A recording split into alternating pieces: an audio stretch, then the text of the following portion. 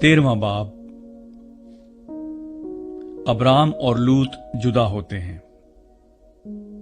और अब्राम मिस्र से अपनी बीवी और अपने सब माल और लूत को साथ लेकर कनान के जनूब की तरफ चला। और अब्राम के पास चौपाए और सोना चांदी बकसरत था।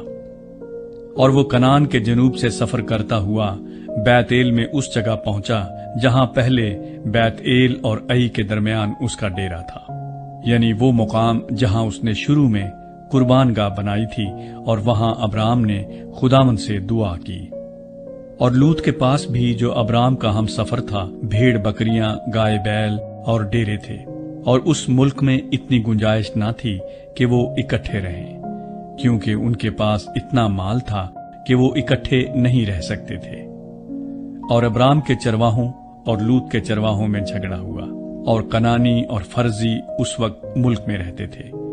तब अब्राम ने लूत से कहा कि मेरे और तेरे दरमियान और मेरे चरवाहों और तेरे चरवाहों के दरमियान झगड़ा न हुआ करे, क्योंकि हम भाई हैं।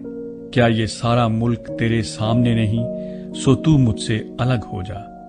अगर तू बाएं जाए तो मैं दाहिने जाऊंगा, और अगर तू दाहिने जाए तो मैं बाएं जाऊंगा।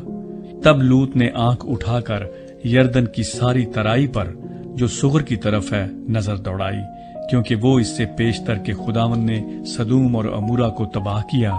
खुदावंद के बाग और मिस्र के मुल्क की मानिंद खूब सैराब थी। सो लूत ने यरदन की सारी तराई को अपने लिए चुन लिया, और वो मशरिक की तरफ चला, और वो एक दूसरे से जुदा हो गए। अब्राम तो मुल्क कनान में रहा, और लूत ने तराई के शहरों में सकूनत इख्तियार की, और सदूम की तरफ अपना डेरा लगाया। और सदूम के लोग खुदावंद की नजर में नहायत बदकार और गुनाहगार थे। अब्राम हबरून को जाता है।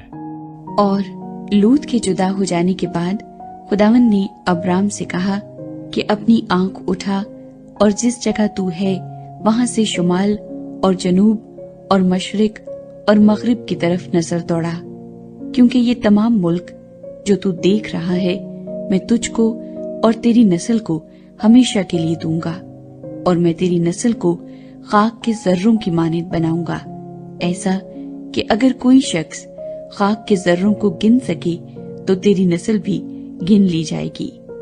उठ और इस मुल्क के तूलो अर्ज में सैर कर, क्योंकि मैं इसे तुझको दूंगा। और अब्राम ने अपना डेरा उठाया और ममरे के बलूतों में, जो हबरून में है, जाकर रहने लगा, और वहां खुदावंद के लिए एक कुर्बान गाह बनाई।